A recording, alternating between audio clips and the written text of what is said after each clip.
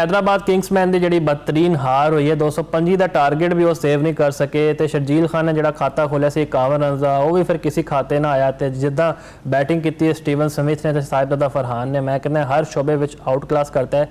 मियाँ असगर सलीमी साडे नाल मौजूद ने। मियाँ साहब, हैदराबाद में किस दी नज़र लग गई है? हुण कहा जा रहा है कि जी एक बाहरों कैप्टन ले आए जिंदा कोई T20 करियर ही नहीं है, टेस्ट में उन्होंने परफॉर्मेंसिस ने, की कहोगे? मुफाद साहब देखा जाए महंगी तरीन टीम हैगी है, 1 अरब 75 करोड़ रुपए की तुहानू पता है। लेकिन मैनू नहीं समझ आती कि जो हैदराबाद किंग्समैन का थिंक टैंक की सोच रहा है, इन्हों का टीम कंबीनेशन कैसा है और ये की सोच रहे ने। आया कि मेरा ख्याल है कि PSL दे विच टीमां दा चेजा लैंड नहीं आ रहे।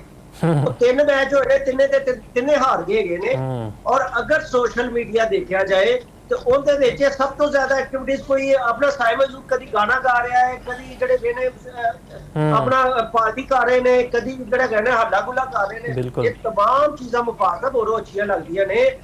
जो कोई टीम जितती होवे उसके बाद हल्ला गुला भी करो, पार्टियां भी करो, बंदा चंगा भी लगता है। तुसीं खिलाड़ी गा रहे जे, इस तरह तुसीं सिंगिंग कर रहे जे कि जिवें तुसीं क्रिकेटर नहीं है, तुसीं गुलूकार है जे। तो कल भी देख लो कि तुसी 225 स्कोर करके भी तुसी हार गए जी। तो मेरी गल सुनो, इन्हां दा टीम कॉम्बिनेशन ही अच्छा नहीं हैगा। पूरे PSL दे विच 8 प्लेयर इन्हां दे बैटर हैगे ने ते 3 बॉलर हैगे ने। 3 बॉलरां दे नाल PSL ते नहीं जित्तिया जा सकदा हैगा। कल भी जिस तरीके नाल इन्हां ने फैंटी खाधी हैगी है, साहबजादा फरहान ने और स्टीव के अजीत नाल ने अपना बैटिंग की थी। स्पेशली साहबजादा फरहान देख लो तुसी कि पाकिस्तान का ये शाइनिंग स्टार है। वर्ल्ड कप दे विच 2 सेंचुरी हैगियां ने और PSL दे विच भी ठीक ठाक टिकाई करते हुए 8 छक्के लाए, 106 स्कोर नॉट आउट कर दिता। और सब तो बड़ी जड़ी गल है, मैच विनिंग प्लेयर, मैच जितवाया है, विच छड्ड नहीं दिता हैगा। साडी जड़ी टीम हैगी है ना, पाकिस्तान क्रिकेट टीम, उहदे विच मैच विनिंग प्लेयरां दी बहुत ज्यादा कमी हैगी है। साहबजादा फरहान ने कल दस दिता है कि नहीं, मैं एक अच्छा बैट्समैन नहीं है, मैं मैच विनिंग प्लेयर भी है। और ये भी तुहानू दस दिया कि कल जो इन्होंने सेंचुरी की है, बाबर आजम के बाद ये हुण दूसरे प्लेयर है ना जिन्होंने 2020 ਦੇ ਵਿੱਚ सब तो ज्यादा सेंचुरियां कीतियां ने। बाबर आजम दी 11 सेंचुरियां ने और साहबजादा फरहान दी 9 सेंचुरियां हैगियां ने। मुफास मैं हमेशा एक गल करना हुंदा वां कि अच्छा जो बैट्समैन होंदा है, अच्छा खिलाड़ी सब तो पहले 50 का सोचता है। अगर वो 50 कर लेता फिर 100 का सोचता है। 100 करने के बाद उनका टारगेट 150 होता है, 150 तो 200, 300, 400 उनका जी ना जद्दोजहद जस्तजू जी है ना हमेशा चलती रहती है। लेकिन ज्यादातर बड़े अफसोस से कहना पैंदा है कि पाकिस्तान टीम के विच बहुत ज्यादा ऐसे प्लेयर ने, PSL के विच भी बहुत ज्यादा ऐसे प्लेयर हैगे ने कि ਜਿਹੜਾ 50 कर लेने ना 50-60 कर लिया, वो कहना लो भाई मेरे तो हुण मैच हैगे ने 3-4 पक्के हो गए ने, चलो हुण वापस पवेलियन चलिए ਜਿਹੜੇ ਹੈਗੇ ਨੇ ਨਾ। ਅੱਗੇ ਸਟਰਗਲ ਹੀ ਨਹੀਂ ਕਰਦੇ ਹੈਗੇ 50 ਤੋਂ 100 ਕਰਨ ਦੀ। ਸਾਹਬਜ਼ਾਦਾ ਫਰਹਾਨ ਨੇ ਜਿਹੜੇ ਨਵੇਂ ਮੁੰਡੇ ਨੇ ਤੇ ਪੁਰਾਣੇ ਮੁੰਡੇ ਨੇ ਸਾਰਿਆਂ ਨੂੰ ਦੱਸਿਆ ਹੈਗਾ ਕਿ ਬਈ ਬੈਟਿੰਗ ਕਿਸ ਤਰੀਕੇ ਨਾਲ ਕੀਤੀ ਜਾਂਦੀ ਹੈ।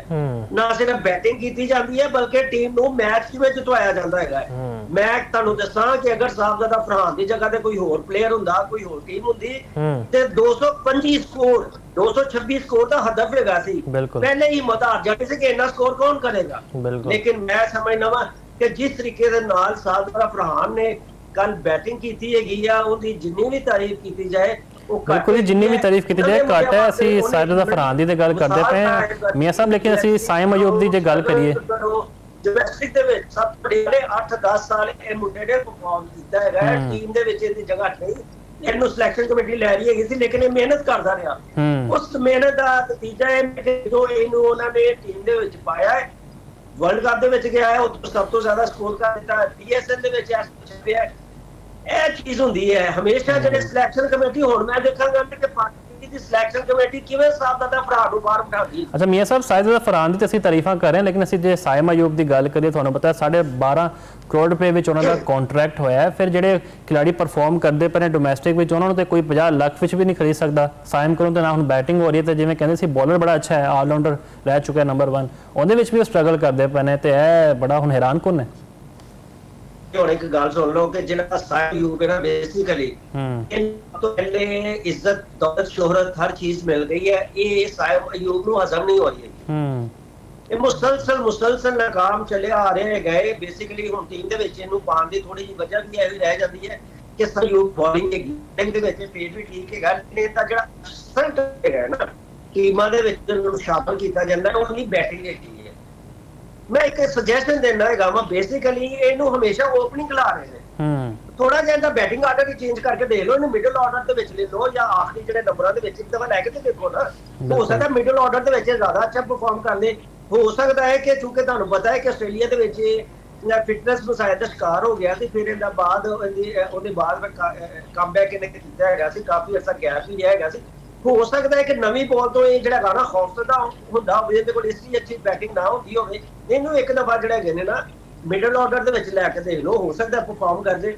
ਤੇ ਲੇਕਿਨ ਜਿਹੜਾ ਗਾਣਾ ਸਭ ਤੋਂ ਵੱਡੀ ਜਿਹੜੀ ਗੱਲ ਹੈ, ਸਾਇਮ ਅਯੂਬ ਦਾ ਇੱਕ ਐਟੀਟਿਊਡ ਬਹੁਤ ਜ਼ਿਆਦਾ ਪ੍ਰੋਬਲਮ ਹੈਗਾ ਹੈ, ਇਹਦੇ ਜ਼ਿਹਨ ਦੇ ਵਿੱਚ ਇੱਕ ਬੈਠ ਗਿਆ ਹੈ ਕਿ ਮੈਂ ਸ਼ਾਇਦ ਬਹੁਤ ਵੱਡਾ ਪਲੇਅਰ ਹੋ ਗਿਆ ਵਾ, ਮੈਂ ਉਹ ਸੁਪਰਸਟਾਰ ਬਣ ਗਿਆ ਵਾ ਜਿਹੜੇ ਪਾਕਿਸਤਾਨ ਦੇ ਵਿੱਚ ਬਹੁਤ ਘੱਟ ਪਲੇਅਰ ਹੁੰਦੇ ਨੇ। ਨਹੀਂ, ਸਾਇਮ ਅਯੂਬ ਨੂੰ ਸਮਝ ਲੈਣਾ ਚਾਹੀਦਾ ਹੈ, ਸੋਚ ਲੈਣਾ ਚਾਹੀਦਾ ਹੈ ਕਿ ਨਹੀਂ ਹਾਲੀ ਬੇਟਾ ਜੀ ਹਾਲੀ ਤੁਹਾਡੀ ਜਿਹੜੀ ਗੇਮ ਨਾ ਆਵਾਜ਼ ਹੈ, ਤੁਹਾਡੀ ਜਿਹੜੀ ਗੇਮ ਨਾ ਕ੍ਰਿਕਟ ਦਾ ਆਵਾਜ਼ ਹੈ, ਤੁਸੀਂ ਹਾਲੀ ਸਟਾਰ ਪਲੇਅਰ ਵੀ ਤੁਹਾਨੂੰ ਹਾਲੀ ਨਹੀਂ ਕਹਿ ਸਕਦੇ ਕਿ ਹਾਲੀ ਤੁਸੀਂ ਬੜਾ ਅਪਸ ਐਂਡ ਡਾਊਨ ਦੇਖਣੇ ਹੈਗੇ ਨੇ। ਲਿਹਾਜ਼ਾ ਸਭ ਤੋਂ ਵੱਡੀ ਤਾਂ ਗੱਲ ਹੈਗੀ ਹੈ ਕਿ ਮਿਹਨਤ ਦਾ ਜਿਹੜਾ ਹੈਗੇ ਨੇ ਇਹਨਾਂ ਨੂੰ ਮੈਕਸਿਮਮ ਮਿਹਨਤ ਕਰਨੀ ਚਾਹੀਦੀ ਹੈ।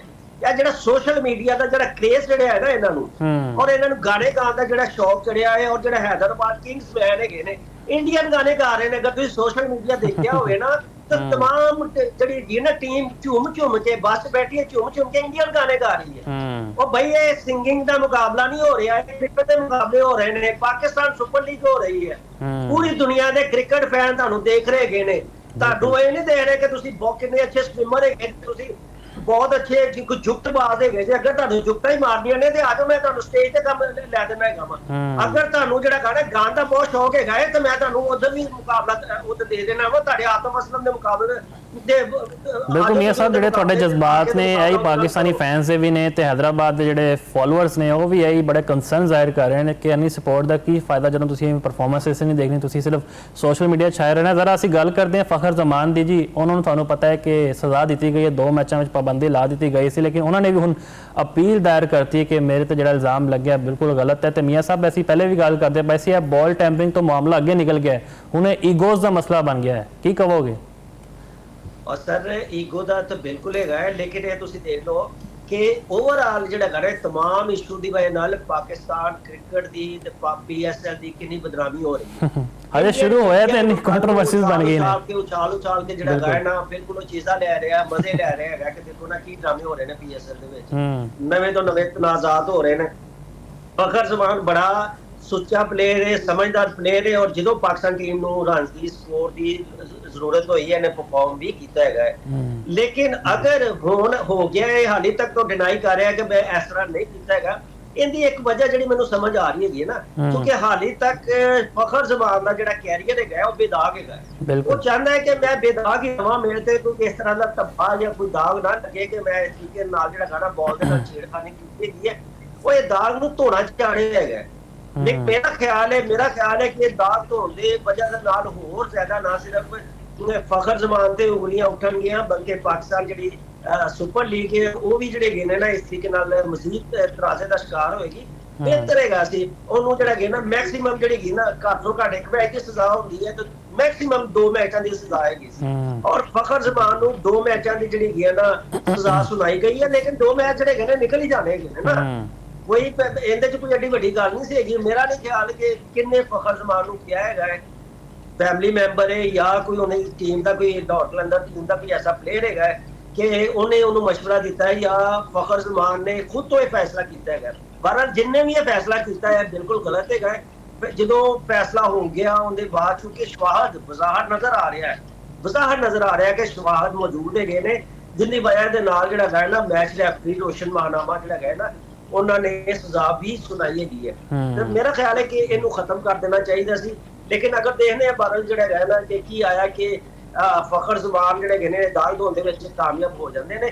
ਅਗਰ ਸਜ਼ਾ ਇਸੇ ਤਰ੍ਹਾਂ ਬਰਕਰਾਰ ਰਹਿੰਦੀ ਹੈਗੀ ਹੈ ਤਾਂ ਫਿਰ ਤਾਂ ਮੇਰਾ ਖਿਆਲ ਹੈ ਕਿ ਮਜ਼ੀਦ ਜਿਹੜਾ ਗਾਣਾ ਫਖਰ ਜ਼ਮਾਨ ਨੂੰ ਸਖਤੀ ਦਾ ਸਾਹਮਣਾ ਕਰਨਾ ਪਏਗਾ। ਤੇ ਮੇਰਾ ਖਿਆਲ ਹੈ ਫਖਰ ਜ਼ਮਾਨ ਨੂੰ ਇਸ ਤਰ੍ਹਾਂ ਦੇ ਜਿਹੜੇ ਤਨਾਜ਼ਾਤ ਦੇ ਵਿੱਚ ਪੈਣ ਦੀ ਬਜਾਏ ਸਿਰਫ ਔਰ ਸਿਰਫ ਆਪਣੀ ਗੇਮ ਤੇ ਕ੍ਰਿਕਟ ਤੇ ਤਵੱਜੋ ਦੇਣੀ ਚਾਹੀਦੀ ਹੈ। ਮੇਰੀ ਆਪਣੀ ਸਾਥੀ ਰਾਏ ਮੀਆਂ ਸਾਹਿਬ ਜਰਾ ਸ਼ਾਰਟ ਕਮੈਂਟ ਕਰਦੇ ਹਨ। ਨਸੀਮ ਸ਼ਾਹ ਜਿਹੜਾ 2 ਕਰੋੜ ਦਾ ਜੁਰਮਾਨਾ ਆਇਦ ਕੀਤਾ ਗਿਆ, ਹੁਣ ਕਿਹਾ ਜਾ ਰਿਹਾ ਪੀਸੀਬੀ ਨੇ ਬੜੀ ਵੱਡੀ ਐਗਜ਼ਾਮਪਲ ਸੈੱਟ ਕਰ ਲਈ, ਕੱਲ ਤੋਂ ਕੋਈ ਵੀ ਪੋਲੀਟੀਕਲ ਪੋਸਟ ਕਰਨ ਤੋਂ ਪਹਿਲਾਂ 100 ਵਾਰੀ ਸੋਚੇਗਾ, ਤੇ ਜਿਹੜਾ ਉਹਨਾਂ ਦਾ ਐਡਵਾਈਜ਼ਰ ਹੈ ਤਾਂ ਹਯਾਤ ਪਾਬੰਦੀ ਲਾ ਦਿੱਤੀ ਗਈ ਹੈ, ਕੀ ਕਹੋਗੇ?